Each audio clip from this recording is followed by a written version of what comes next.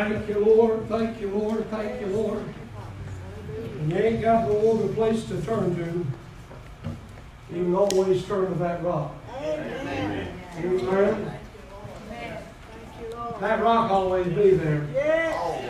Everybody else do their own thing, go their own way. Bless God, that rock still gonna be there. Amen. Amen. Hallelujah. Give the Lord a hand clap of praise. Woo! I'm telling you what, it's awful preachy up here. Amen. Somebody might just have to turn loose tonight. Amen. You know, we used to have a saying, Brother Nelson, let go and let God. Amen. I think we need to get back to that saying, amen? Yes. Just turn loose. You know, stop controlling your life and let Jesus take hold of it, amen? Amen. Let the Holy Ghost lead you and guide you and take you where He wants to take you. To higher places, to deeper depths, hallelujah. Amen. Glory to God. Now I better shut up. I'm telling you, I can sure enough prove. I've been in some good services the past few days, and it's just, woo! All I can do, not preach. Amen. Brother Nelson, we want you to come at this time, take your liberty in the Lord. Okay. Do whatever God has laid on your heart tonight. Amen? Amen. Amen. Give Him, the Lord, a hand clap tonight.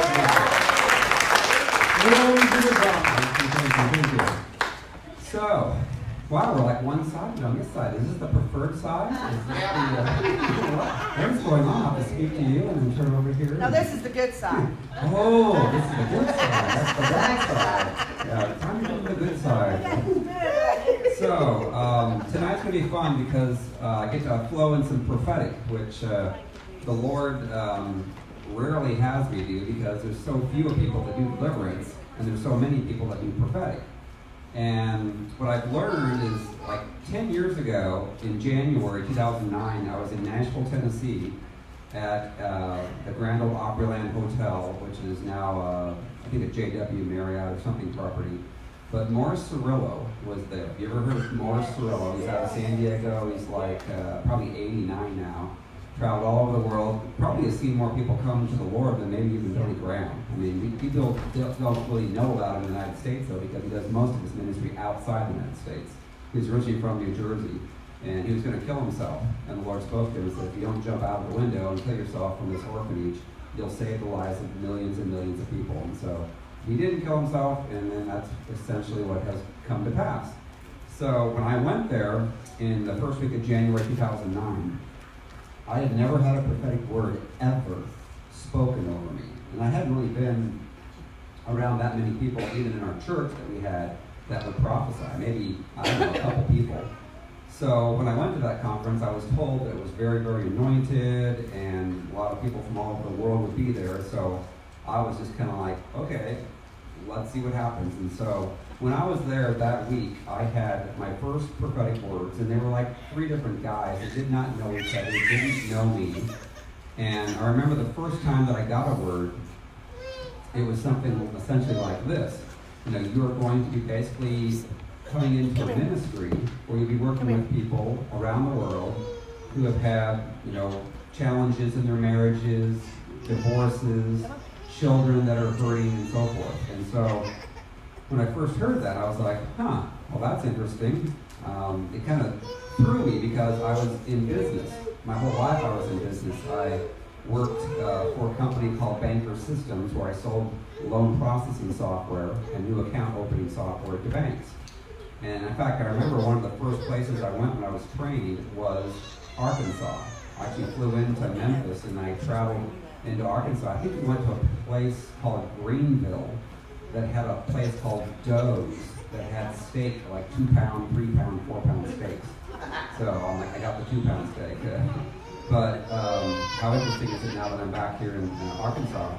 So the second word that I got was essentially the very same word, that I would be working with people around the world, helping them who had issues with their fathers, with their mothers, you know, all kinds of different challenges in life, and challenges with their marriages. And at the time I had gone through a divorce, and then I was actually just starting to date a lady that I did not know, and I could kind of see myself a little bit doing what they were saying, but I was like, I had no desire to do ministry.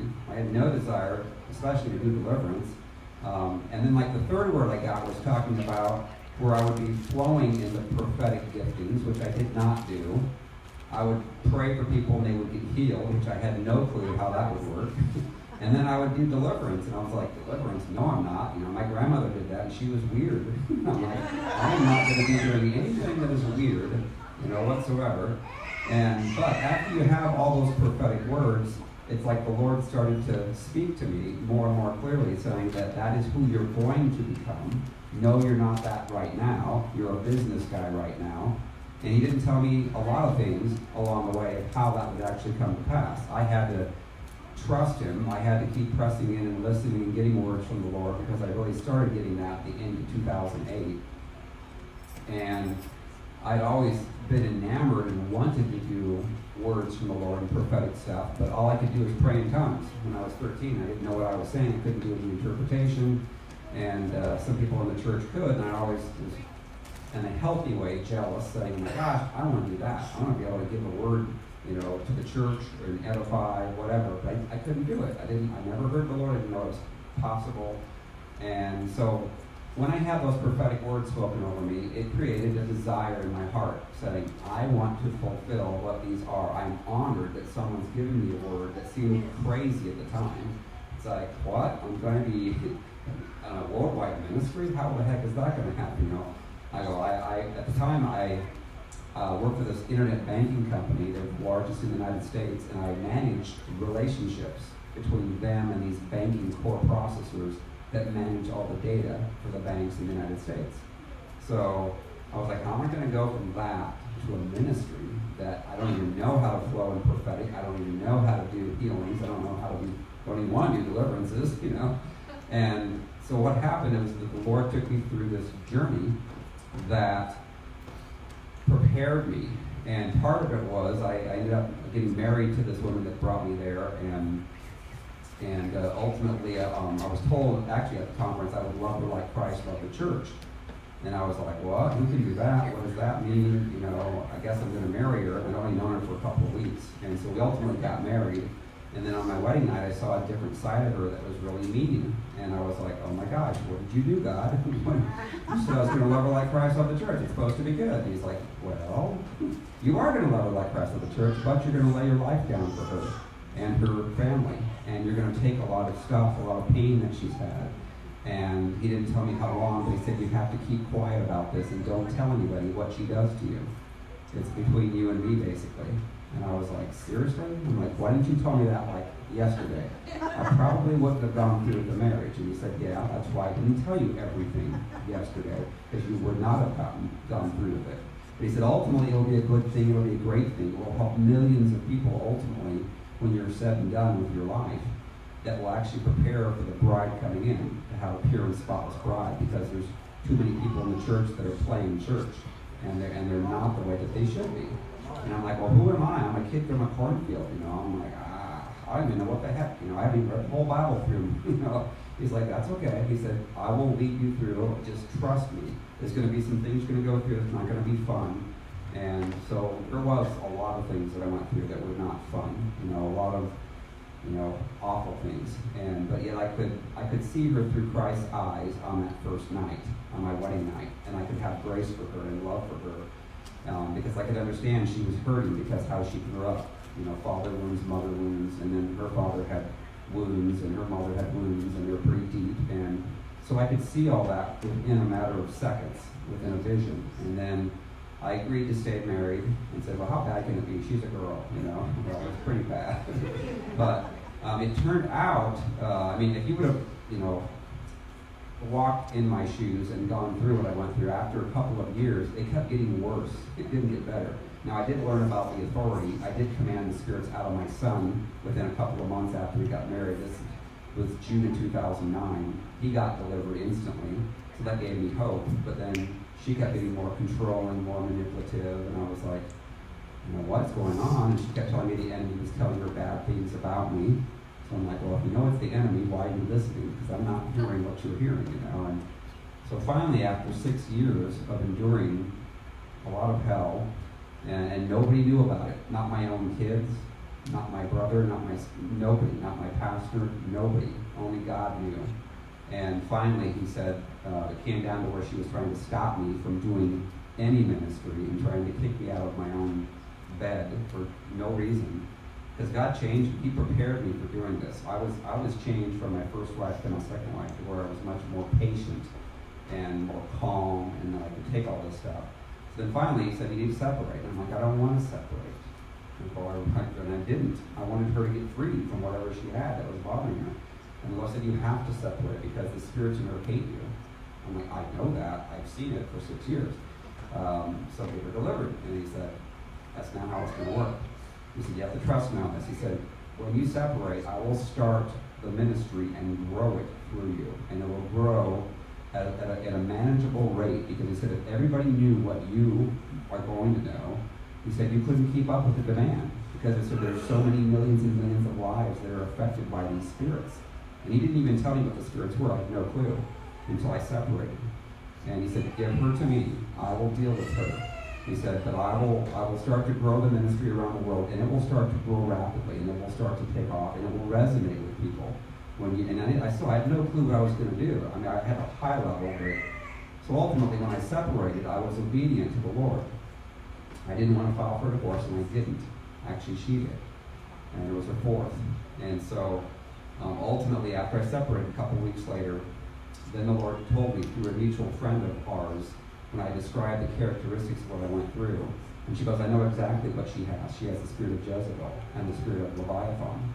And I'm like, what's a Leviathan? I'd never heard that word. And he goes, so look it up, Job 41. So I looked it up, and I was like, the last verse where it says, it's king over the children of pride. I was like, I've seen pride. I know what pride looks like. And then I knew a little bit about Jezebel, but I read more things. I watched, Robert Morris has a video on YouTube that I watched from Gateway in Dallas, and I was like, oh my gosh, everything I was reading described the characteristics of my wife to a T. And I tried to get her set free, and she refused. And so I'm like, oh my gosh, what am I going to do? Well, then God started bringing these people into my life. One woman, she had been sexually molested by her father, and she was operating in these spirits with her husband. They've been married for 2 years. And all they did was go through fighting and arguing, and they couldn't stop. And he was actually prophetic and gifted, and so it was a classic Jezebel trying to stop the prophets. And ultimately, they were looking to go through a divorce. And I explained to her what I learned, and I took her through the prayers, and she was my very first person ever to go through them, and she got delivered, and she changed and saved their marriage. And then the second person came to me. The Lord kept bringing people one by one. And I kept taking them through and allowing them to understand that you get the spirits of Jezebel, Leviathan, and you experience wounds from your father, your mother, your stepfather, your stepmother, sexual violations, numerous ways. And then you hear the voices in your mind, and it causes you not to trust anybody. And you take out, I don't trust anybody, so therefore I got to control them and make them do what I want. And it ruins and sabotages your own relationships. And so it kept growing, but I went through where I ended up losing everything that I had. I lost my home, I lost my money, I had a retirement account. I had over $500,000 completely gone. God took it all away. He said, I got to humble you to the level, Nelson, there's no pride left in you. So I had to give plasma for $75 a week. I had to score tests for $14 an hour. And I had to trust God through the whole thing. So the prophetic words that were spoken back in 2009 didn't really start to manifest and come to fruition until a little bit in 2015, more in 2016, and then it keeps growing, 2017, 18, 19. Now there are people in, I don't know how many countries, but that have been affected positively through the ministry, and it keeps growing. And we've got 160 people in 8 countries that are now certified under restored freedom. But at the time, I went through all this, when the prophetic words were spoken, none of it. It got worse. I was like, what? This is never going to happen. But the thing I had to be careful of is I had to speak life and over my circumstances. Because if I would have looked at my circumstances, they were horrible. There was no way that I was going to do what was prophesied. But I knew that I knew that I knew in my spirit that what was spoken, what God had said, it was going to come to pass. But I had to trust the Lord. I had to be at peace. I did not, if I would have spoken negatively into my circumstances, saying, oh my gosh, I'm going through a divorce, everything is, all my money's gone, this is never going to happen. And if I would have listened to probably, 25% of the people that were in the church, they were speaking words of death, saying, well, this is not going to happen, you're not hearing from God, look at the circumstances. I mean, that's what you have to be careful of when you get prophetic words, is that you have to do your part, but you also have to understand the enemy knows the prophetic words that are spoken, and he wants to use people to come into your life to speak death over you, to get you to say, this is never going to happen, look on the circumstances, look on the negative, nope, not going to happen, not going to happen, and then you get depressed, and then you get angry at God, and then you don't ever fulfill what God had prophesied. So there's a lot of factors in prophecy that I've learned along the way that come into play. Obviously when I was giving words to people, I'm like, Lord, but I don't want to ever give a word that's not from you, because if it's not from you, that's bad. I go, don't let me ever do that. So I was more scared to even give anybody any words, because I'm like, I don't want to give a word that's not from you, because if it's not, then, spank me, deal with me, because that's bad. He's like, no, don't worry. He goes, as long as you have my heart, he goes, I will speak to you, you'll hear me clearly. And then it's up to the person. And I'll say this too. So another thing I learned, people that operate in the spirits of Jezebel and Leviathan, they're going to have pride. They're going to hear a lot from the enemy. And so if you get a word from someone that says, something really nice and so forth, but you still are operating in the spirits of Jezebel and Leviathan, that's going to block you from being able to come into that prophetic word that's been spoken over you. You have to humble yourselves and get rid of those spirits first.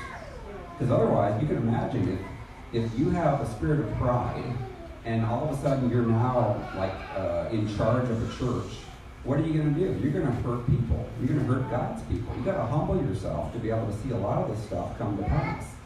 So the Lord showed me that, because a lot of times people will go from conference to conference to conference to get words that make them feel good. And they may be that they're on target, but then it's like 5, 6, 7, 8, 10 years later, and they're not seeing any fruit from those words. Well, part of it is we have to make sure that we are freed and clean. If we're not, and I talked this morning about Naaman, how Naaman couldn't get healed until he humbled himself and went to the Jordan River, before he got his leprosy healed. He had to humble himself first to see the fruit of that. So if we're not operating in a true humble humility spirit, you can imagine if God would say, okay, I'm going to heal you now, and you have the spirit of pride, now you're going to be even more prideful. And again, I don't believe that God wants any of us to be sick, but it's up to us to say, okay, let's get out of alignment with the enemy and his way of thinking. Let's get into alignment with the Lord so that he can bless us. He does want to bless us. What parent doesn't want to bless their children?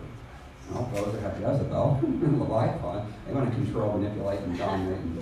But if they get freed, what good parent doesn't want to bless? I want to bless my kids. But if they're not in the right space, if I were to give my kids $1 million and they're not in the right space, it's going to hurt them. They're going to draw further towards the enemy and do more damage, because now they have money and they don't even need God. So, I've had lots of money and I've had no money. And I know that I can be at peace having no money and trusting the Lord. And then the Lord can bless. I'll say this, so I bought a car. When I started doing ministry, I had a 2006 car.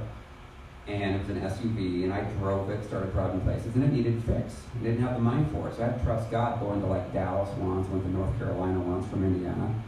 And then my grandmother had passed away, and I received a little bit of an inheritance. It was like $10,000, so I paid for a car, paid cash for a car. It was a 2007 vehicle, and I was driving that. Well, the last year and a half when I was driving it, it needed repairs along the way, along the United States. Like I lost an engine when I went to Texas. Had to get a new engine. It wasn't new. It was a newer engine. It wasn't even new. It was like, $6,000 for the engine. I had to get new, catalytic converter when I was in Washington. I had to get a new battery in Detroit. Everywhere I went, I kept having to get stuff. So I paid $16,000 last year to repair my car. And then there was a woman who and her husband had gotten delivered, and it really helped save their marriage from having strife and arguments. So the Lord spoke to her to give me a larger sum of money to buy another car with. So I bought now a 2015 car, paid cash for that, and it's such a blessing. But I didn't expect it. I never ever dreamed I'd ever have someone actually give me like a car. And I'm like, that's crazy, Lord. I was like, well, you're doing what I'm telling you to do, you know. So I'm going to be able to. I want to bless you. You know, I want to bless you more than what you could even imagine.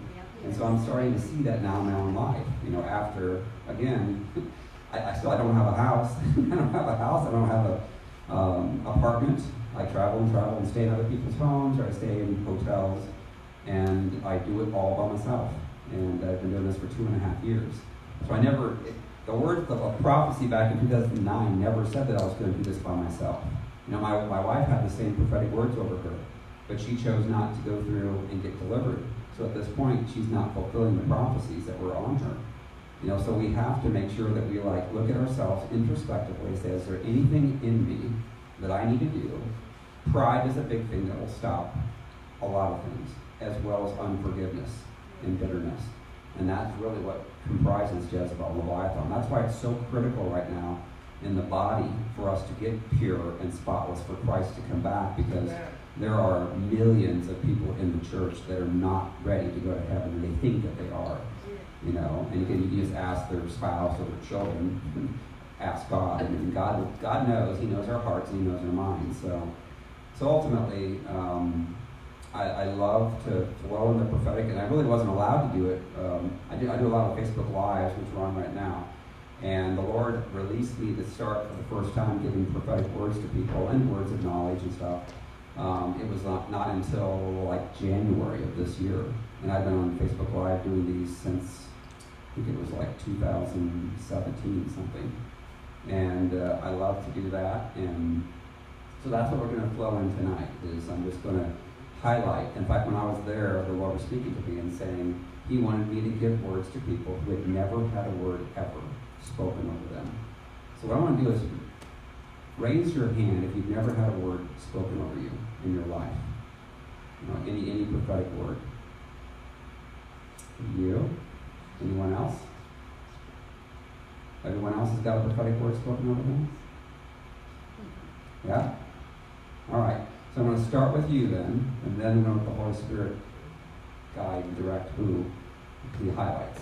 So, all right. So all I do basically is I just get quiet and I hear what the Lord says and I speak it. So. Thank you for the music. In fact, first time we ever had music, and I did the deliverance prayers, was today. First time I've done it. I've done this for 2.5 years now. And I'm like, oh, I love that. I love the music. It adds so much cool value to it. So, all right. Here we go.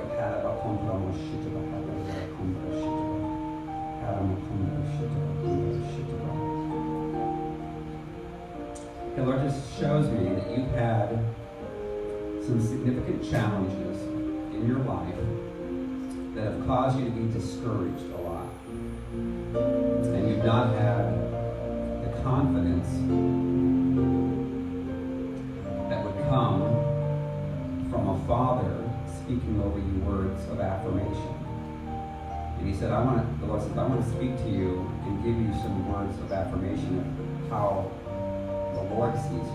The Lord sees you as a woman of beauty, of peace, of love, of sacrificial love, humility, and honor. And He says, I want to use you, my love, to speak into the lives of those who have been hurt in their past, who have been pressed down, who have been dismissed, who've been stepped on. For the shoes that you've walked in your life, so many are walking in now, and they need you to come alongside them, put your arms around them, and to tell them, you've been there, you've done that, you know their pain, and to encourage them, to speak life over them. So he wants to use you in many, many women's lives. The Lord says, you've not seen who you truly are in me, for the enemy has put up a lot of distortion, a lot of glasses that are broken. And it's been hard for you to see truly how the Lord sees you. And there's been a lot of people that have spoken against you. So it says, fear not, worry not, for I'm going to give you more peace than you've ever felt before. And I love you, for you are beautiful in me. Love the Lord. Does that resonate with you at all? Yeah? Yeah. Praise the Lord. All right. Next.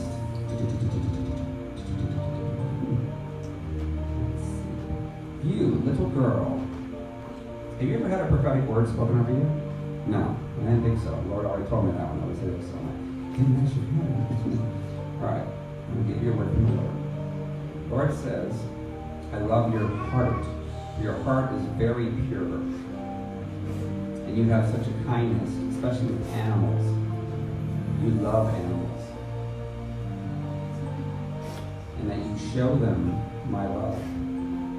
And you care for them. And you will do the very same thing for my children. For children do look up to you. For when you walk in love. And that you would sacrifice and give what you own to others. You have a very sacrificial heart. And you're very blessed. And as you grow and get older, there will be other girls that will come to you. And they'll feel the presence of the Lord. Because it will surround you at all times. And you are more mature than your years on earth. So it says, I will continue to walk before you, and wherever you go, people will feel my presence upon you. Does that resonate in you? How old is she? How old? 6. 6. All right. Very cool. Awesome. The boy behind you, has he ever had a prophetic word? No. All right. Isn't this cool how the Lord flows? All right. The Lord says, you, my son, are very precious to me. You have a childlike innocence that the enemies tried to tarnish through other children who have tried to come against you and make fun of you. But you have such a precious heart. And understand that I will use your heart with other children who need a friend, who need someone to protect.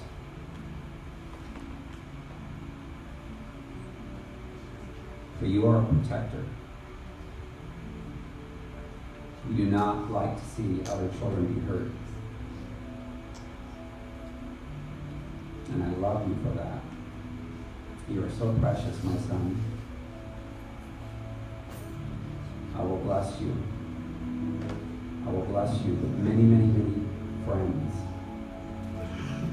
And you will be able to see those that have been hurt, because those that are hurt the deepest by their mommies and daddies will be the meanest. But yet you will understand that the reason why they're behaving that way is not who they really are, but because of the pain that they're receiving from their own mothers and fathers. I love you very much, my son. Love the Lord. So does that resonate with the parents? Is it that way? And how old is he? How old? 9. 9. Okay, very cool. Anyone else here that has not had a prophetic word? All right. Now we'll see. You, with gray shirt, John 3:16. Lord says, You're like a fireman who puts out fires in people's lives. That you would risk your life for another. That you would lay your life down for another. That you are sacrificial in your love and care for people. And that you can see them through Christ's eyes. And that there have been people that have betrayed you, come against you, taken advantage of you for your mercy heart. It's great. He said, I will reward you for what you have endured, for those that have taken advantage of you. For I've seen all, and you're precious to me. And I will pay back what the enemy stole from you. And he said, I will also give you more dreams and more visions, and give you even more bold voice to speak. And trust me that you hear from me. I will speak to you very clearly, for that is in your heart, is you truly want to be able to prophesy with boldness and confidence. He said that is coming upon you. And that tonight was a very important night that the enemy didn't want you to be here for. He tried everything he could to stop it. But you fought through it. Because you are a man of valor, he said. So he said, get ready, for I'm going to speak to you more clearly. I'm going to give you more dreams and visions so you can operate more clearly in the spirit realm. And I will use you positively in many men's lives. There are many men out there who want to be the mighty man of valor, but the enemy's come against them from the time they were born. And I will use you to mentor many men. The Lord. Does that resonate with you? Yeah? Cool. All right.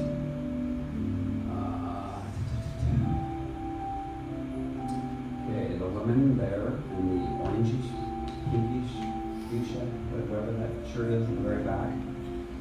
You? Yes, you. The Lord says, my love, you're precious to me. You're beautiful to me. Many words that have been spoken over you have caused you to doubt yourself. And the enemy has been playing those words throughout your lifetime, trying to cause you not to be completely confident in me, the Lord. So I'm going to speak more clearly than ever to you, so that you understand and know me truly, and that the relationship that you've had in the past will be nothing like it will be in the future with me. It will be real, it will be tangible, and you will feel my presence and my peace upon you. For the peace the enemy has tried to steal throughout your life. He said, no more. The clouds are moving away, the sun is coming out, and things will be clearer now.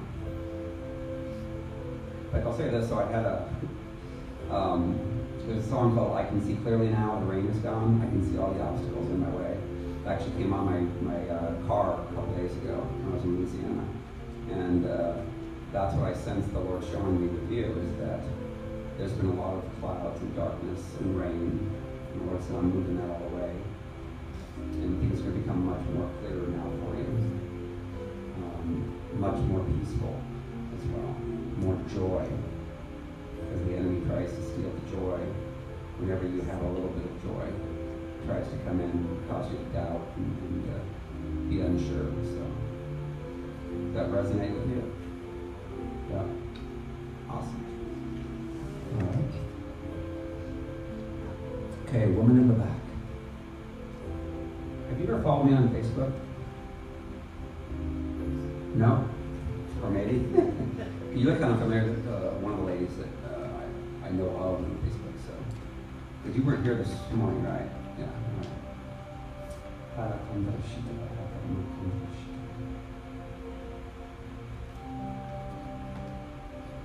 Lord says, I love your curiosity, for you are a curious one.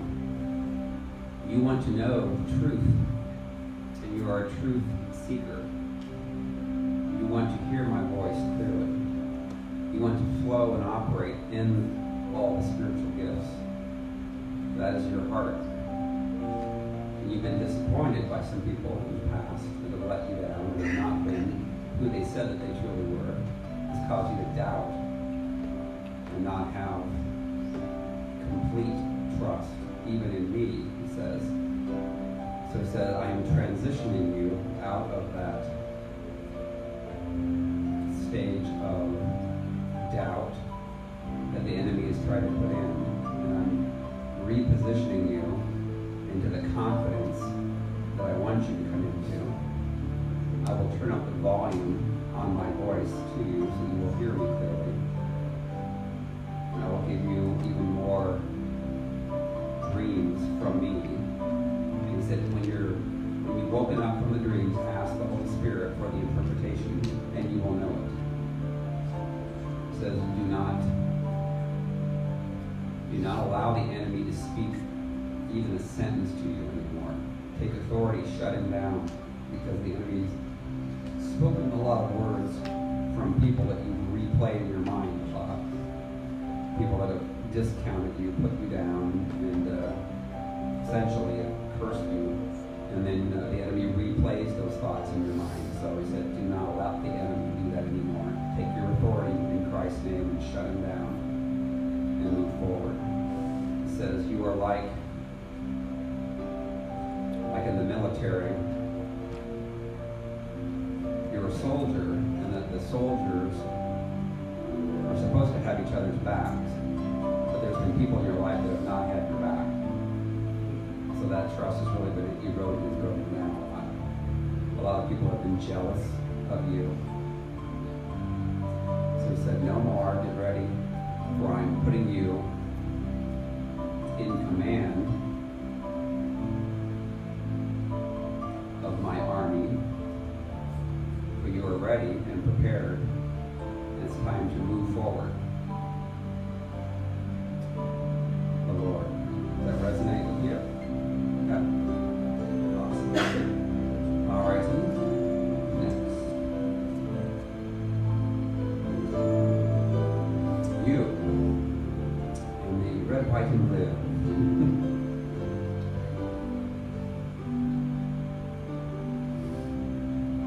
Yeah, the Lord just says again, the enemy has tried to take you out,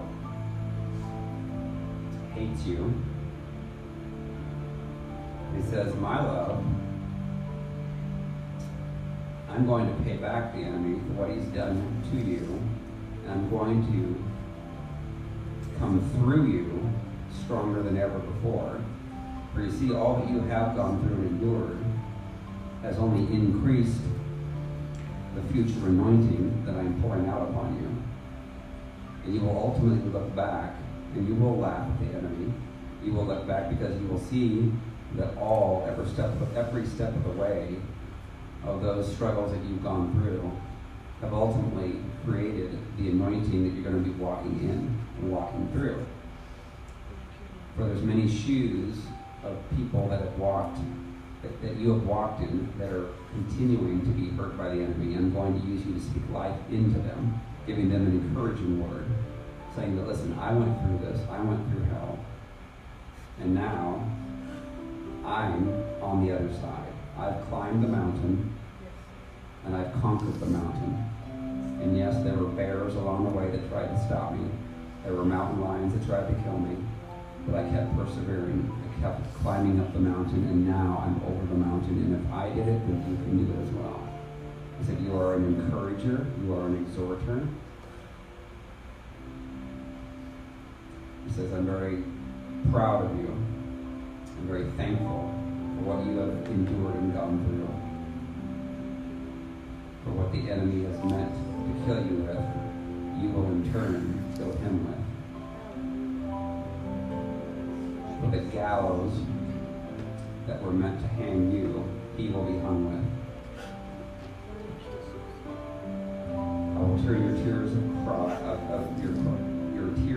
pain into the tears of the joy, where you will have much laughter and much fun.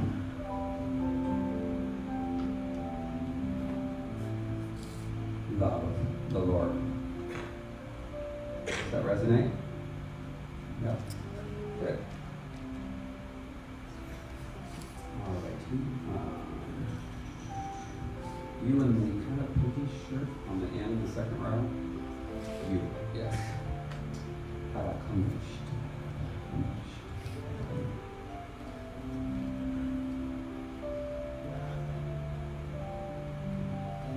She says that at times it's been like you've been a forgotten person. And in life, you've just tried to meld in, and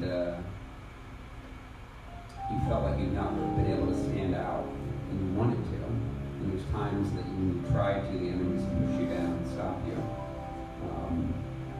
So you are more than a conqueror. You are an overcomer. He says, I will give you more spiritual gifts. Those that you were not even seeking, I will give you. For there's a time, and the time is now that I'm repositioning you. I'm taking you out of the seasons of the past of anonymity, and I'm putting you into a season now because your heart is humbled, and I will promote you. And for those who have dismissed you and mocked you, they will wish that they were friends with you, and they will want what you have. And all that you've endured is ultimately worth it.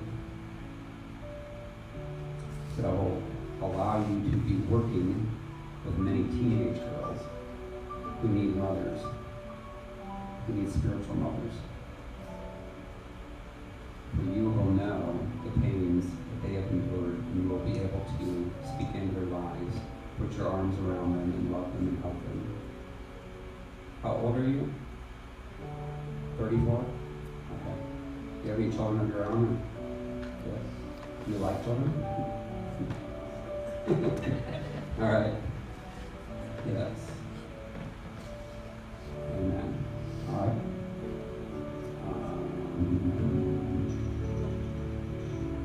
You in the orangish kind of weird colored shirt.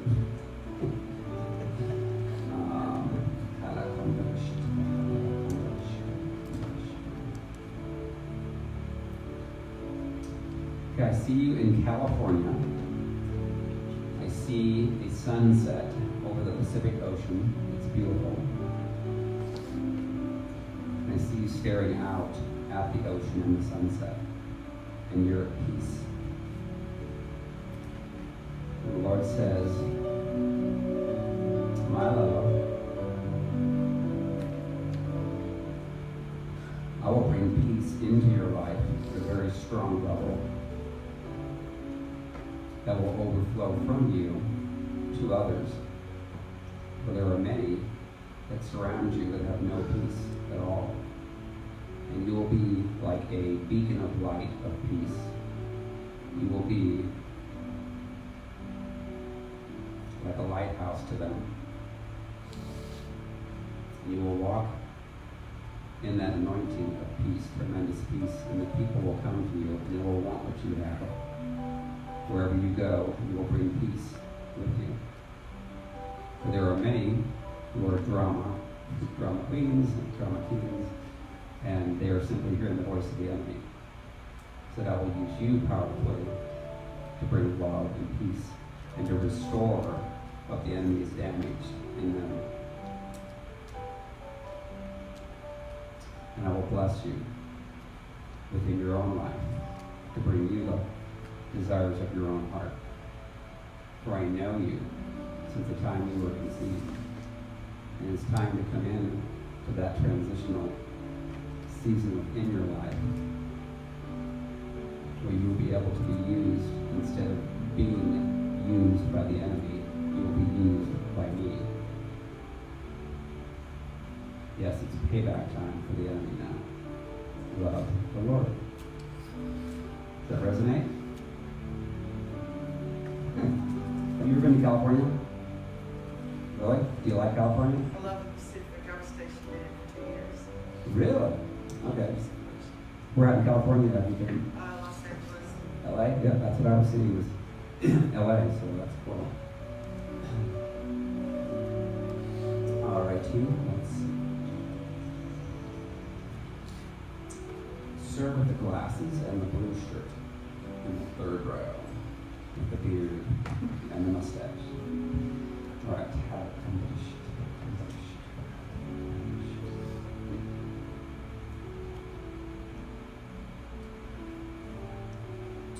the Lord just says that you have been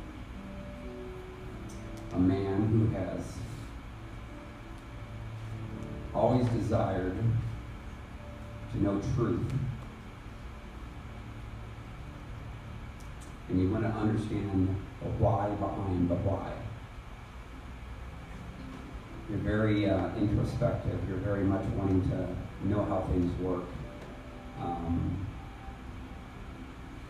Computers, software, utilizing that technology, and that you're always trying to at least be as much kind of cutting edge as you possibly can be.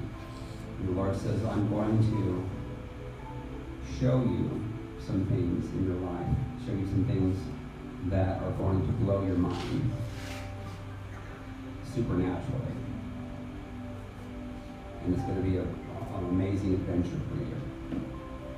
As if your heart is very loving and tender and gentle, but that the enemy has come against that and tried to use it against you at times through other people. But he said, ultimately, I'm going to explore. You're going to be like an explorer, an adventurer in the spirit realm. And the Lord's going to actually show you more things that are really going to be cool. You're going to blow your mind.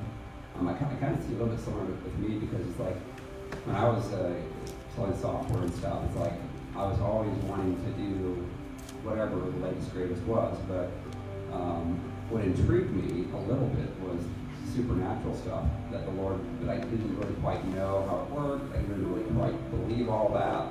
So the Lord says that what He's going to do is going to show you some real tangible things here throughout the second half of 2019 that are going to be really cool. You know, some of them may be in your dream life, but some of it is going to be basically feeling more of the tangible presence of the Lord in a way that you've never felt before, that you didn't think was possible. So, does that resonate at all? Really? Yes. Yeah. What do you do like for a living? You're a cook? Really? Wow. Okay. The Lord says He's going to cook up some things for you now that are going to be really cool. Yeah. Awesome. Do you like brisket? Do you like brisket? That's like one of my favorite foods. I've been to Texas a lot and we have barbecue brisket down there, so I enjoy that. All right. Man in the back row, you play the guitar up here. You live kind of far from here, right? How far? Deal. And how long is that? I think maybe 150, 160 miles. So do you come here every Sunday, or? Not every Sunday, but if I could, I would. I Okay. love it here. This is the best church. There's no better. This Wow. is the best. Wow. I love it. Amen.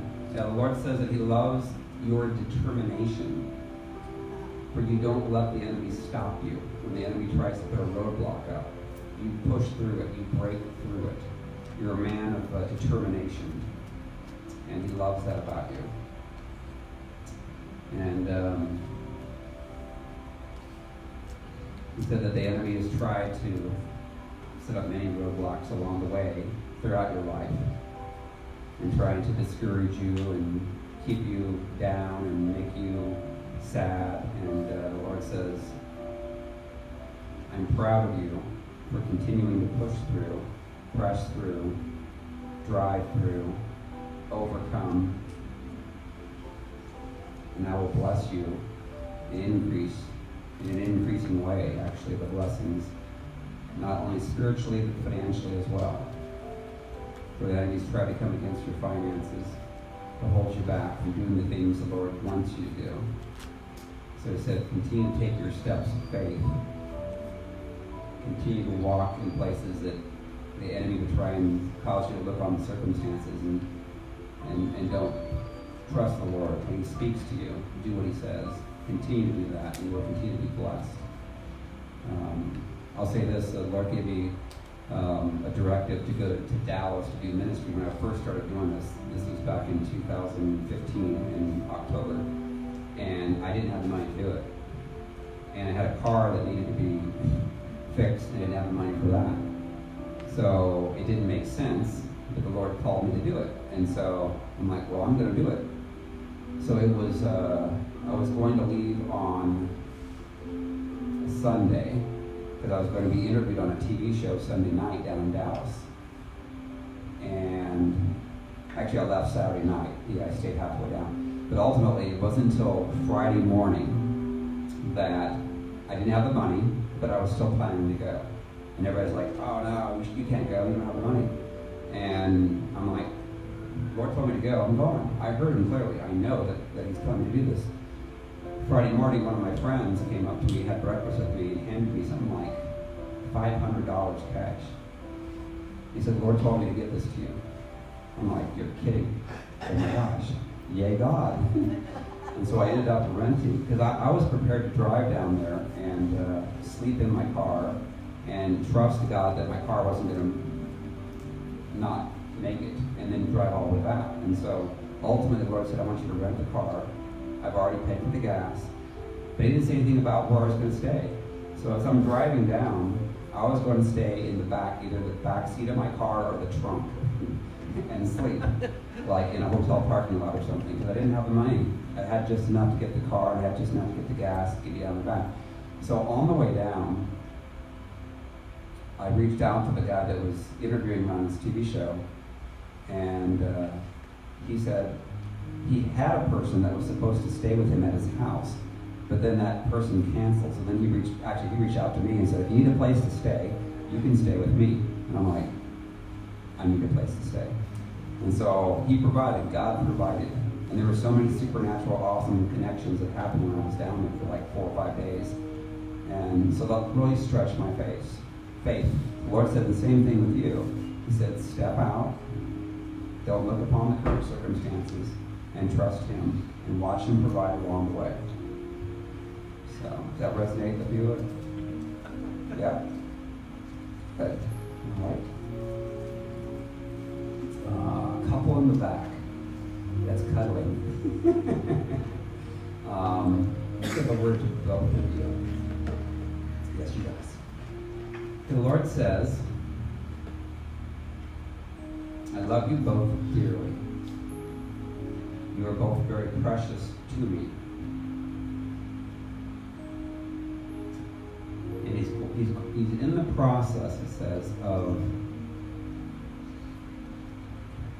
positioning you spiritually in a different capacity than you've ever endured before, that you've ever have walked in before. He's going to make himself more aware to you, more tangible, and spiritually in ways that you've never dreamed were possible. He's going to be speaking to you more clearly than ever before. He's going to do a lot of little things that are going to be supernatural, that he wants you to seek him out for. So he's going to give you little things along the way, and maybe like clouds that you see, cloud formations that you see that are going to speak to you specifically. There's going to be little signs along the road, like just even on the streets, that are going to speak to you. So he says, look for them. Be actively looking for these things. For he wants, and it's kind of like in a little bit of my life where I was like, prove it. I want to see this from my own eyes. So the Lord's like, I'm going to show you some things that that's going to blow your mind as far as how he's going to release truth in various ways, in many, many different ways to you. And he said that it's going to be like everyday kind of things, where you're going to like not really expect something that's going to jump out at you that's going to jump out at you. And it's going to be something that is going to speak to you deeply about various situations in your lives. He said that you as a couple is going to bring you into a level spiritually that you didn't ever dream of or think possible. So he's in the process basically of saying, you ain't seen nothing yet. Wait until you see. And every day to be like waking up saying, wow, what's going to happen today? What's he going to do today? You're going to be like little kids, children. It's like, oh my gosh, I can't wait to see what's going to happen today. And then he's going to surprise you. But he's going to give you the desires of your heart. And then spiritually, he's going to give you even more than you would ever even thought of or dreamed of. He's going to make himself so real to you, both of you. And I see your husband transitioning more into becoming a stronger spiritual leader too. Again, it's hard for guys. And I know that when I was growing up, I had a father that was an Ahab. He was not a strong spiritual leader at all. So it was really hard for me. It was not normal because he didn't model that. And so many of us, men, have grown up with dads that were not strong spiritual leaders. And so I have a book I wrote called Waking the Lion Within that really is geared towards men to help them come into that position that their wives have always wanted, And there's wives I know that struggle with the Jezebel spirit, that they try to come against the husband's control in a healthy way, but ultimately that's what they really want. So the Lord says, get ready. I'm going to really shake you up in a good way, in a really good way. Does that resonate? Yes. Yeah. Yay, you're crying. All right. Let's see.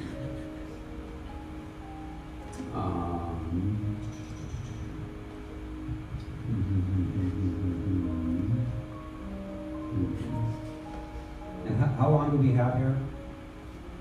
Till midnight, you said? Yeah. All right.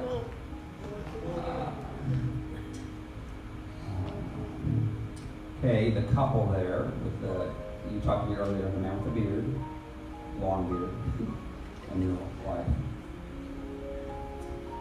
All right.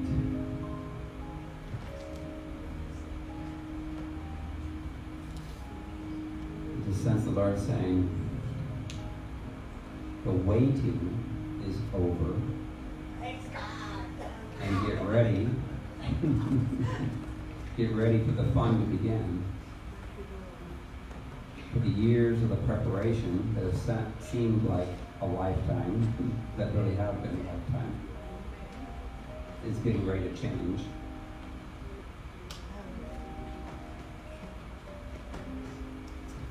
It says, continue to pursue the life of humility. For the life of humility, the enemy cannot stop.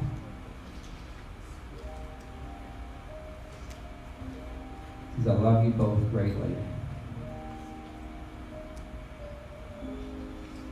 I love your pursuit of me. And those who have spoken words of harshness, you understand that is from the enemy. So do not even remember any thoughts from anyone that come from the enemy. Shut down any thoughts within 3 words. Do not allow the enemy to replay that in your minds. Where it's time to go on the offensive now and no longer play defense. It's time to take out the enemy in the lives of others. And it's time to speak destiny and to watch your destiny come to pass before your eyes. I see like a road, winding road that you've been on for a long time, going up and down hills, valleys, hollows, and it seems like that winding road has just never allowed you to hit full steam. And I see the road straightening out and going downhill. So it's like it's opening up now. And you're going to go as fast as the car will take you. And the cars represents ministry. So, does that resonate? Yeah? Good. Good. All right.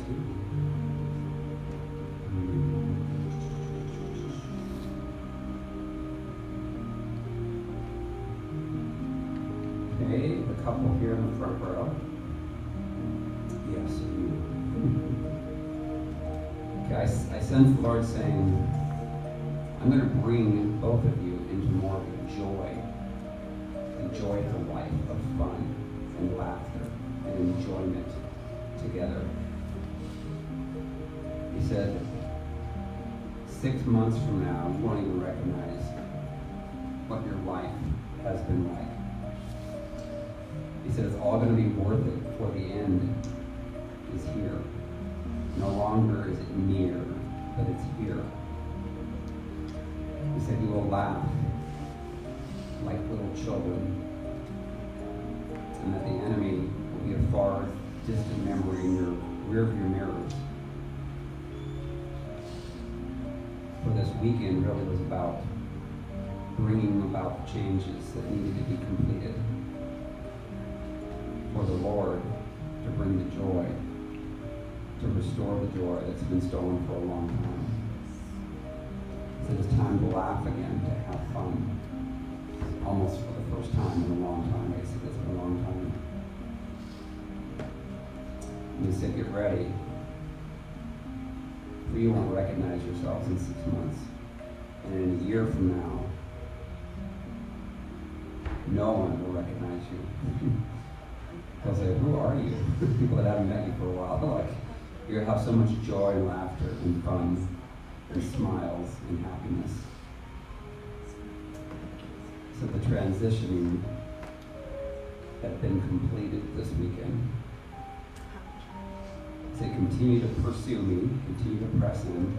I will continue to increase the anointing in your lives. And I will use you.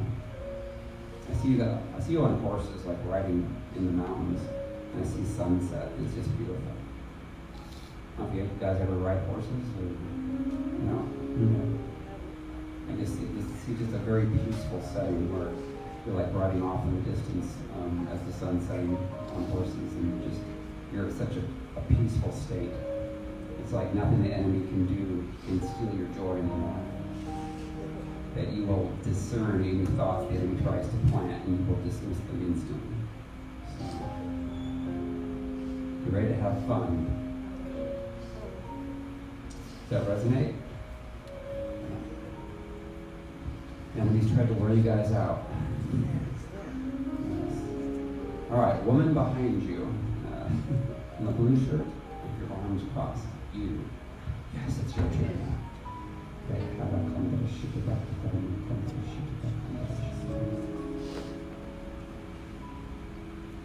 Because I love your giving heart, for you are very giving. It's time for me now to give back to you. For you've given so much of your time, so much of your energy, so much of your life to others. It's time for me to reward you with the dreams that you've had in your heart.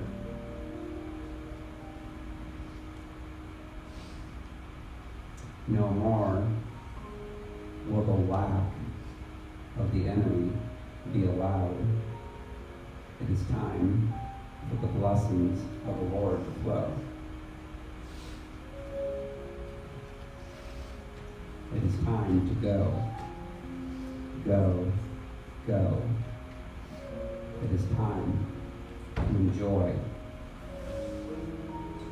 my world around you. It is time to see places you've never seen before. For I want to bless you for all the time that you have sown into the lives of others. I love you greatly.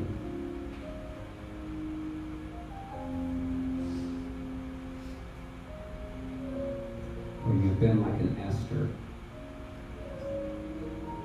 where you have helped so many in their lives to survive when the enemies try to take them out and discourage them. So get ready for the blessings to flow so that you can go. It is your time. Love the Lord. So does that resonate to you? Do you like to travel? Do you ever travel much? Yeah. I see the Lord blessing you with the ability to travel. Yeah. Yay. Oh.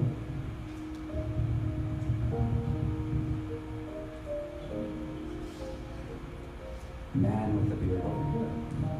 In the third row.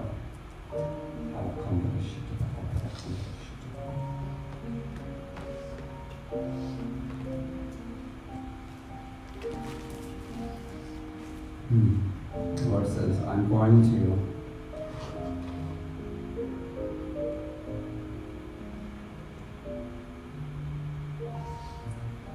give you a real and tangible experience with me.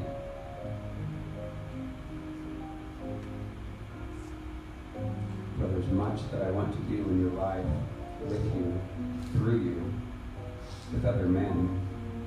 For there are many men who are not as they could be, and even as they should be. But I will use you, and I will show you some very supernatural experiences in your life. I will show you in a very real and tangible way that will impact you in a very positive way, where you will not be able to even contain this newfound revelation, and you will share it with many men, and you will speak into their lives and encouraging them just how real God is. And I will speak to you in a very clear way.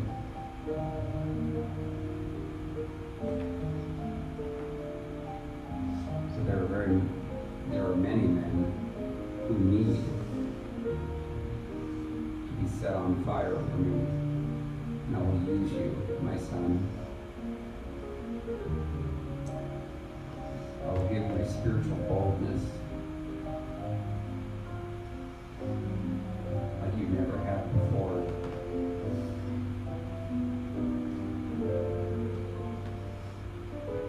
In a very tangible way. You're ready to walk in this new experience, in this new revelation, where it will be contagious to others, especially men. Love the Lord. Very cool. All right.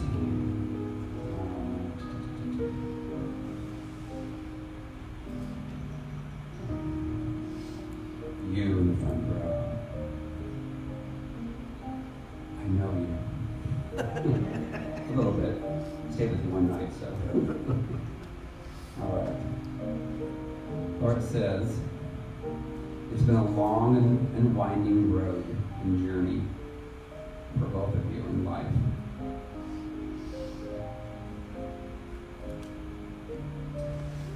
And yes, the enemy has tried to thwart you, come against you, discourage you, scare you, intimidate you. But you were like, essentially I see like a cape of Superman that the Lord's put around both of you. Superman signifying that you've come from the Clark Kent days and transformed into the Superman position spiritually. He said, your heart is so grateful for all the Lord has done in your life.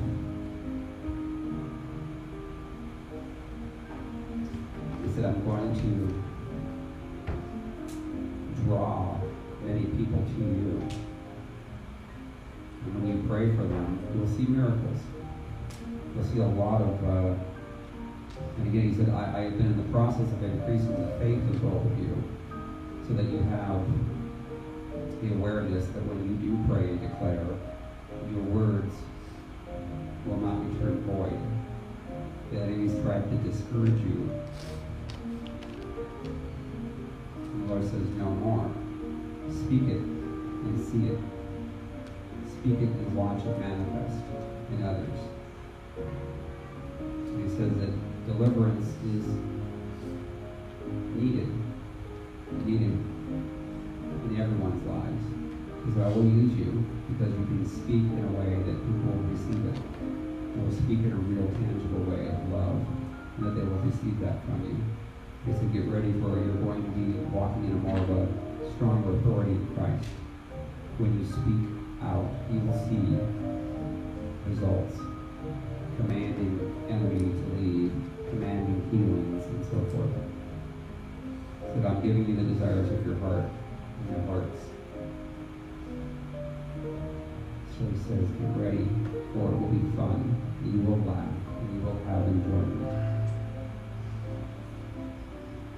For the love that you have for others, that I have loved you with, will be paid back and poured out to you in ways that you cannot even think of or imagine. I also see the Lord showing me that your place that you live is going to be used in a lot of ways to bless people spiritually from the Lord. It's kind of like a respite, a place of peace in a land where the enemy has been plentiful, that you're taking back that land to the Lord. And you're going to see many, many hundreds of people that will come there, and that they'll have tangible experiences with the Lord. So, does that resonate with you guys at all? Yeah? Good. All right. Woman with a striped shirt there in the third row. Is your name, last name Apple? Okay. That one. Facebook, right? Yes. Okay. And what's your first name again? Teresa? Okay.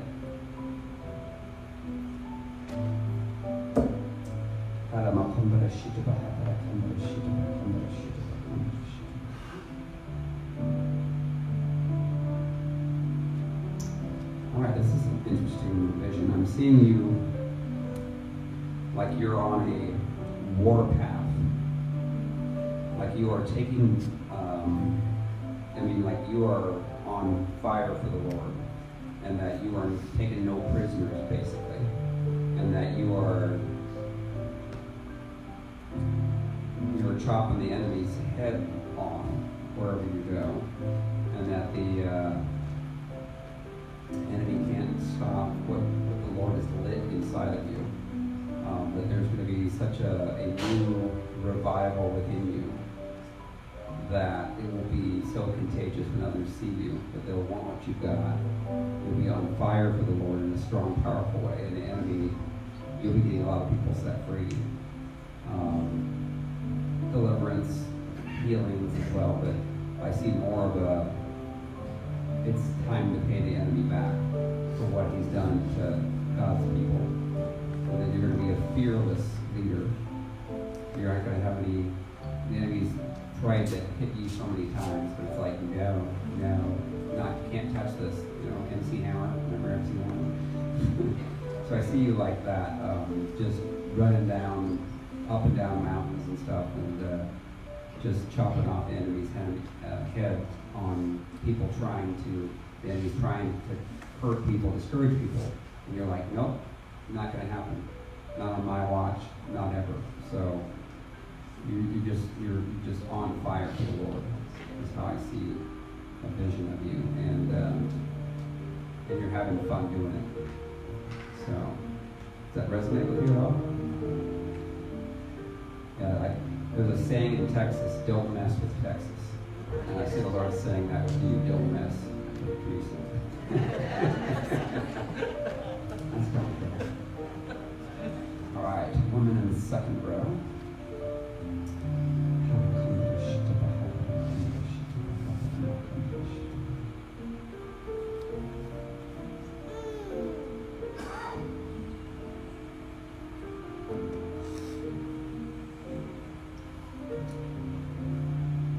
So I see that the enemy's tried to cover you a lot, like with dark clouds and stuff in your life. And you felt at times it's been pretty heavy. And it was worn you out. Sometimes discouragement has tried to come in. The Lord says, I'm going to replace what the enemy has done to try to discourage you and give you a gift of encouragement in a very strong way, and that you will hear my voice more clearly. And he said, I want you to walk out and have more boldness to speak words over other people, to give them words from me. You will hear my voice more clearly than ever before. For you'll be an encourager. He said, be encouraged, for the encouraging words that I give you will be unique words that are specific for those who I bring into your pathway.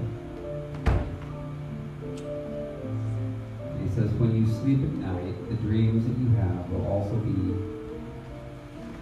give you insight on those that I'm going to bring along your path. You'll get like a preview of a person that you don't know. And then when you see that person, say the next day, the day after, you'll know exactly what words to speak to them. So it's going to be an encouraging word, like gifting, kind of a uniqueness as far as dreams, and then having. In fact, I met a woman. I haven't met many people have that, but I met a woman that was from Virginia Beach, Virginia. Actually, I met her in Israel, and as I was explaining a dream that I was, we're explaining the life story of what I had gone through. She said, "I had a dream about you." And she said that I started having dreams, and then that person comes into my life, and I'd never met them before. So I really sensed the Lord saying, "That's what you're." Now, have you had any dreams, or what's your dreams? Do you remember any dreams that you have, or? Because it sounds like what the Lord's showing me is that you've not really seen that manifest, and that's something that the Lord's bringing into your life.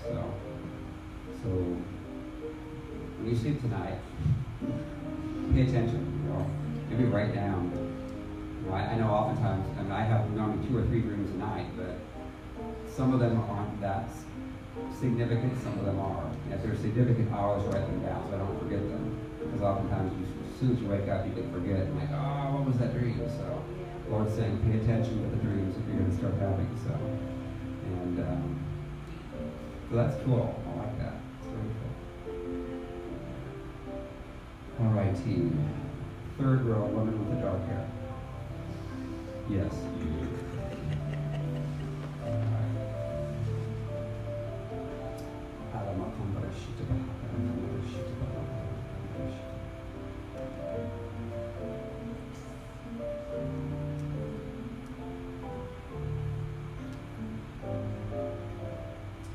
The Lord says He wants you to be expectant. But there's some gifts He's going to bring to you. Some of them will be spiritual gifts. Some of them will actually be physical gifts. Some desires in your heart that you've had that you've not shared with hardly anyone, but God knows those desires. He's going to manifest them to you. He's going to bring them to you. So He said, I see you kind of like a kid in a candy store that you're excited, like it's like the day before Christmas, and you're looking forward. It's like, oh my gosh, I've been waiting for this forever, and I'm going to get this. I've been having this anticipation. I've been waiting. And so it's like, get ready. How old are you? You're 14? Really? Wow. Have you liked Christmas when you were growing up? Yeah? All right. Okay, well that's cool. You don't look 14. I thought you were older than that. So they said that yeah, there's some spiritual gifts He's going to fine tune in you and bring to you.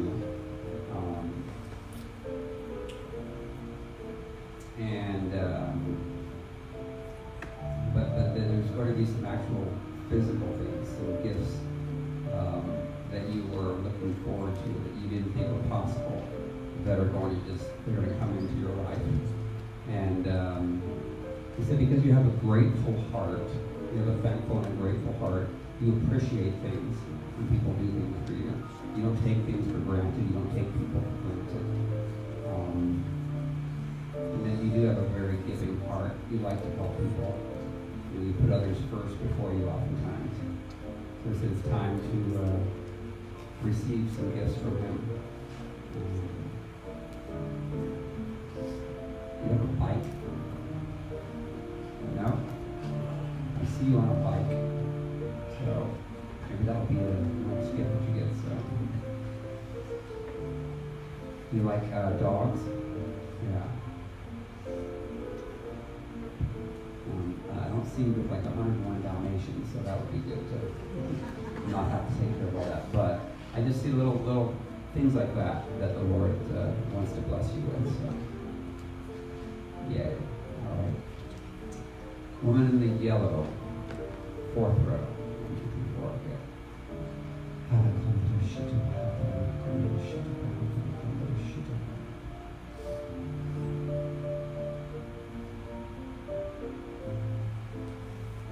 Are you musically inclined? Not at all. Yeah. I sense what the Lord says He's going to use some type of a musical thing or experience or something in your life that is going to be out of the ordinary for you. That you would, that you'll know that this is from the Lord, because it's something that's not what you would normally gravitate towards. So, but it's going to involve something musically within your life.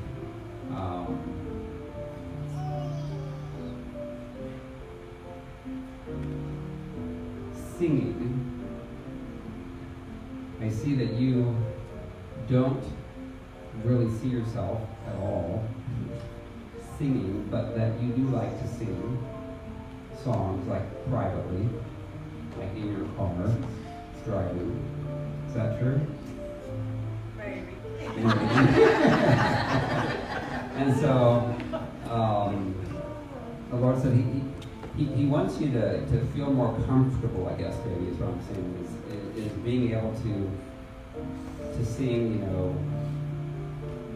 without any reservations, to be free to sing, and understanding, I'm kind of like that, I like to sing in my car, but I'll sing in church and stuff, but I will definitely, I won't be singing up, that's not my gifting, but the Lord said that that's part of the freedom that He is bringing you into, is more of a, where you'll be able to have, I don't know what the kind of music it will be, but it will bring out in you more fun, more joy, more freedom basically within you. And He said you're kind of more of a, a person that likes to have more business type stuff, and more serious maybe.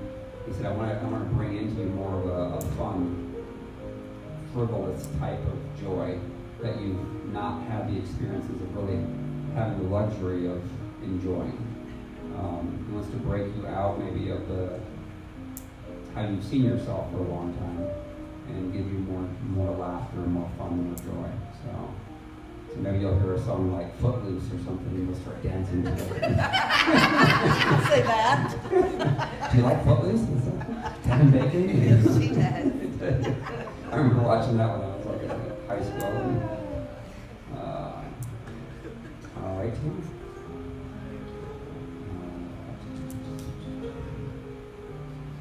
Woman in the middle in the second row.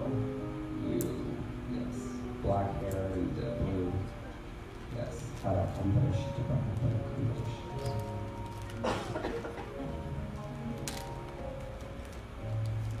Lord says that there's nothing that can stop you. Nothing. So the enemy has done his best to stop everything. He said that you have been so determined to push forward, to not let anything get in your way. He said that continue to walk in the breakthroughs that you've been waiting for are on the other side. They're like really, really close to manifesting. So he said just like run through the door and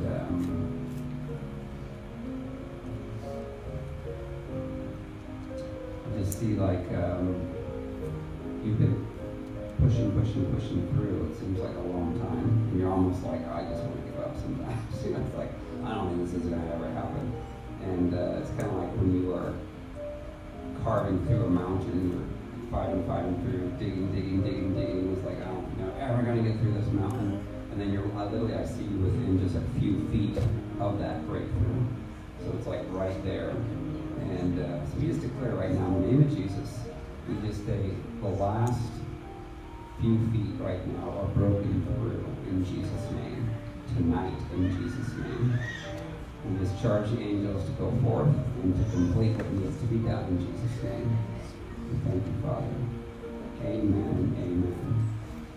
All right.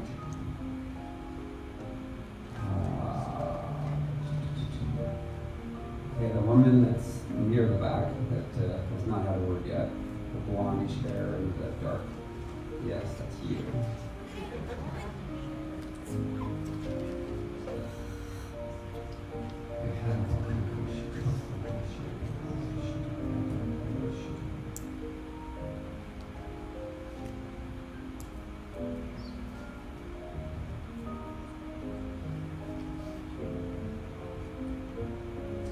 I see you driving like a steamroller over the enemy and over the problems that the enemy's tried to present to you as truth and the circumstances. And the Lord says, no, you're going to steamroll the enemy. You're going to make things flat and smooth, where he's going to work through you in a very powerful way, speaking into various lives of those who have had a lot of drama in their lives, which is AKA the enemy.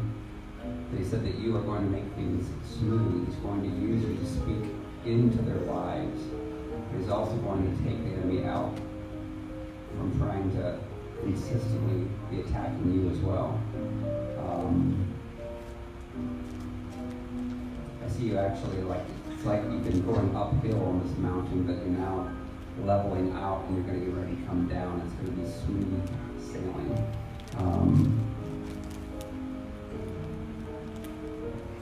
Have you had any physical attacks in your body? Yeah. You just pray right now against that in Jesus' name. We break off all enemy junk in her life in Jesus' name. We declare, Heavenly Father God, give her energy back in Jesus' name. Let her, Heavenly Father, right now to have the energy of a 25-year-old, Lord. Thank you, Father. Command all enemy junk to be gone in Jesus' name. We release and speak health and wholeness through every cell in her body in Jesus' name. And that she will steamroll the enemy. Thank you, Father, in Jesus' name. Amen. Amen. All right.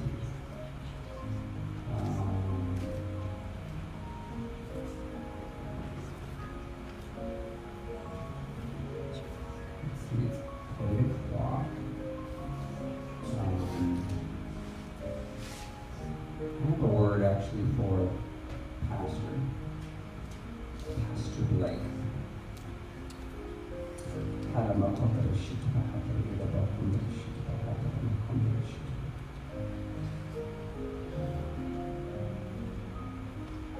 It says you've got the joy down in your heart. and it is contagious.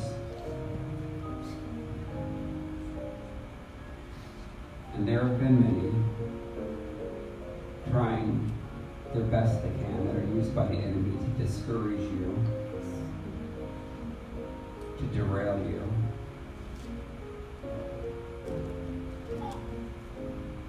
But you are like the engine that says, I think I can, I think I can, I think I can, and you continue to pull others up with you out of the quagmire, out of the past, by speaking life over them. He says, I, my son, will speak life over you. I will open doors, for you are contagious in a very positive way.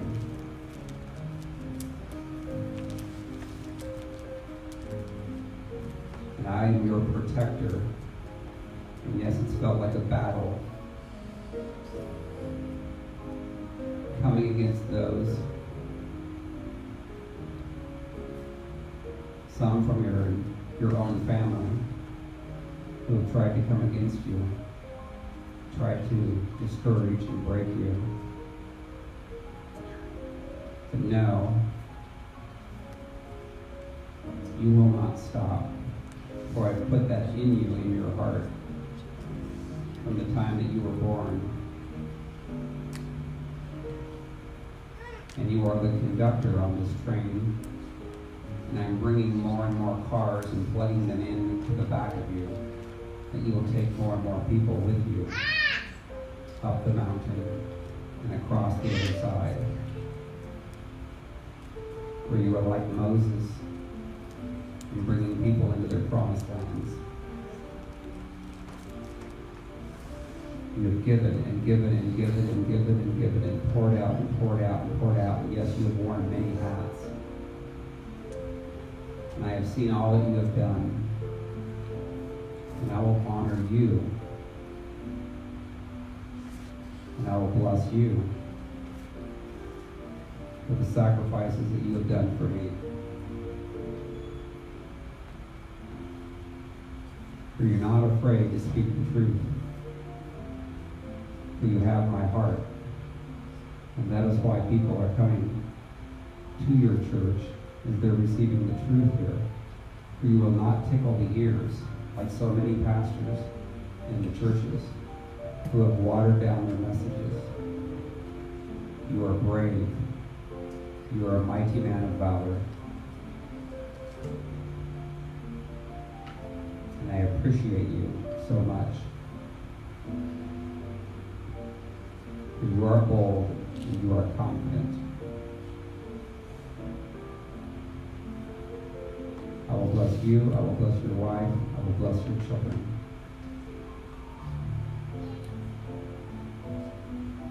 For things are just getting started with you, my son.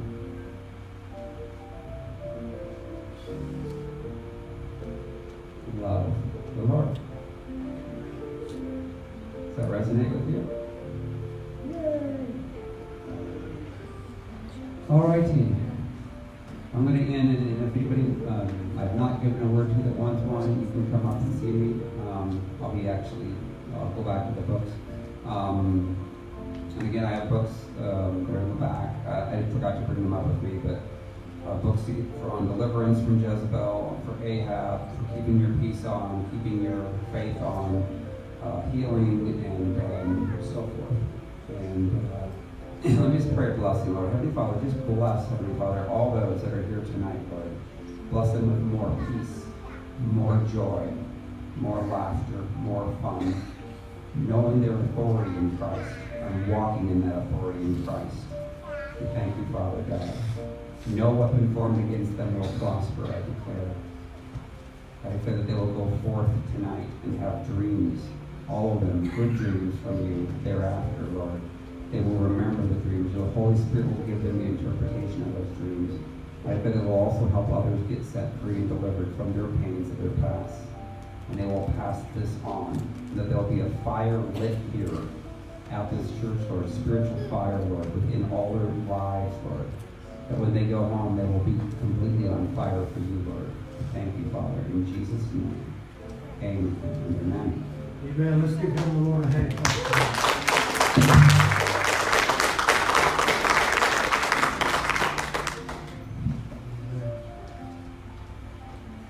I'll tell you something, church.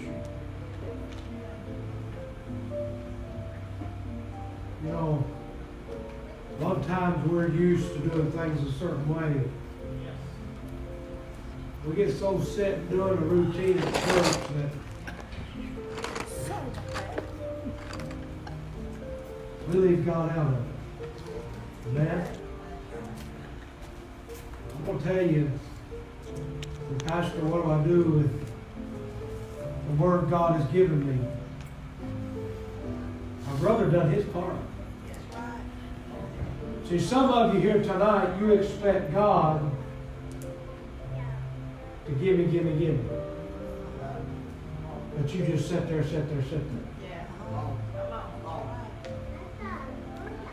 I'm going to tell you, he done his part. If you didn't receive what he spoke into your life,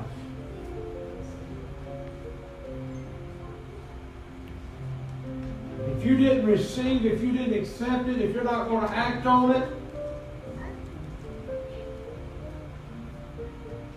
this man wasted his breath. It's up to you tonight. He spoke life into you. It's up to you what you do with it. I'll just be honest with you, I know most of you pretty well. You can't tell me he wasn't telling the truth. Let me tell you something else. We've not had any conversation about any one of you. No. That's a God thing. And sometimes it's important. You know, I love running, shouting, dancing the aisles, praising the Lord. But the best healing, the best deliverance, some of the best moves of the Spirit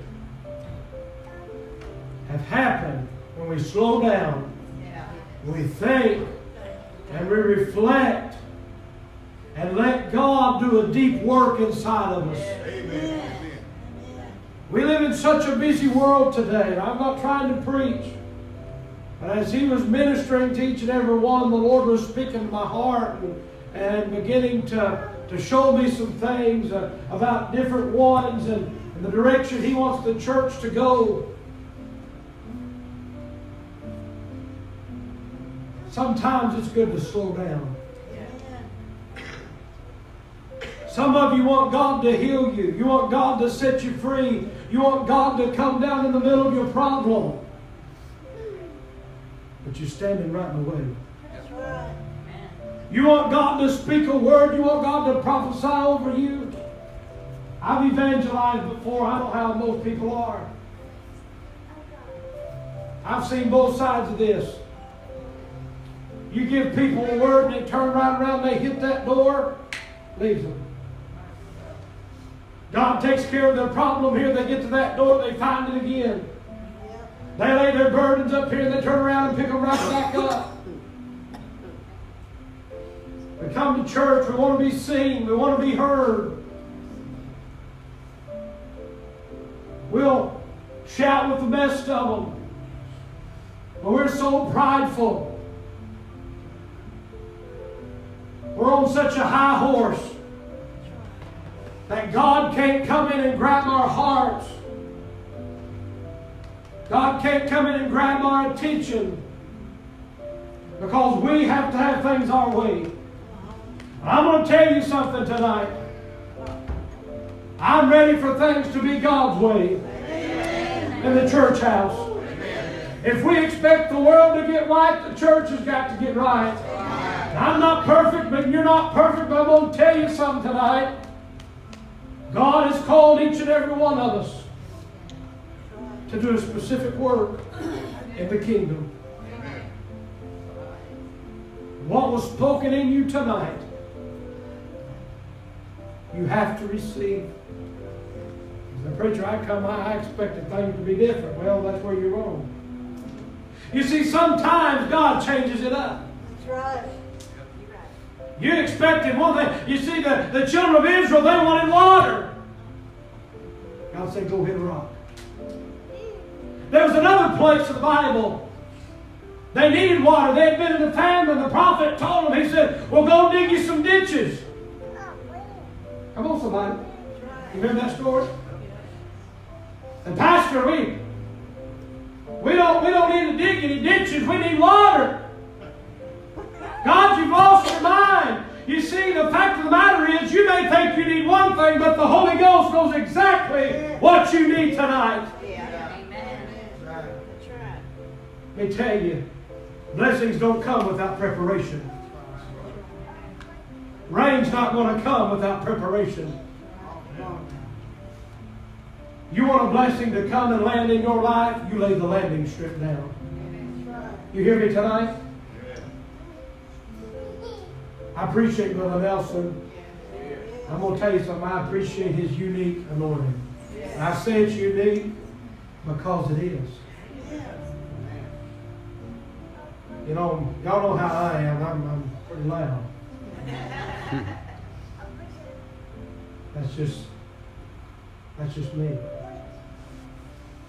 And I love how humble and tender-hearted he's been. You know, I don't have to yell and scream at the devil. I just tell him, no, you got to get out of my life. Amen. I appreciate you today. God appreciates you today. And most of all, hold each other up in prayer. Now, the churches in this community, let me tell you, God is coming back soon. Jesus is going to come get his people. Amen.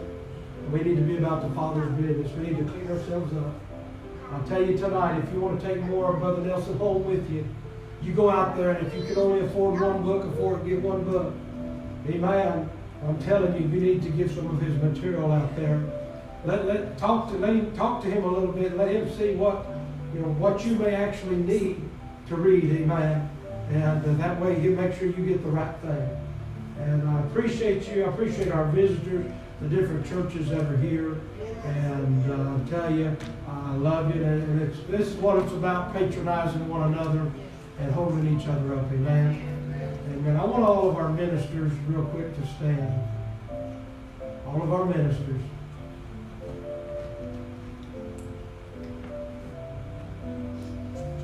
I know my two still standing.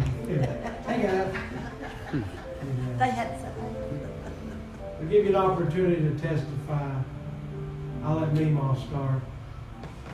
It's good to be in the house of the Lord tonight. It's good to feel his presence and just hear his blessings that he's spoken.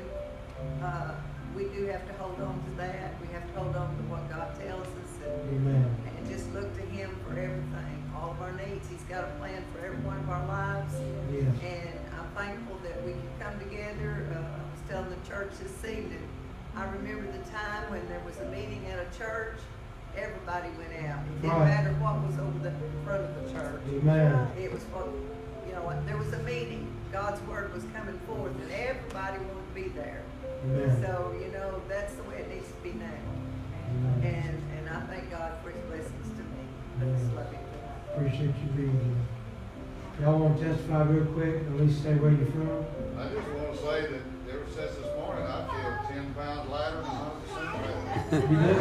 I can tell you lost some weight.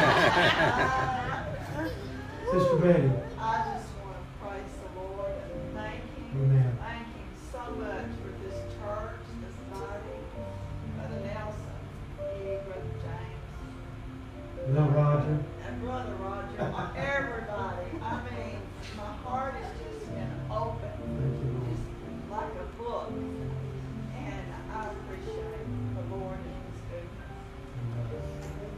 Y'all sit down. Brother Roger. It is so exciting to hear another preacher talk about taking spiritual authority over lives that does not belong to the devil.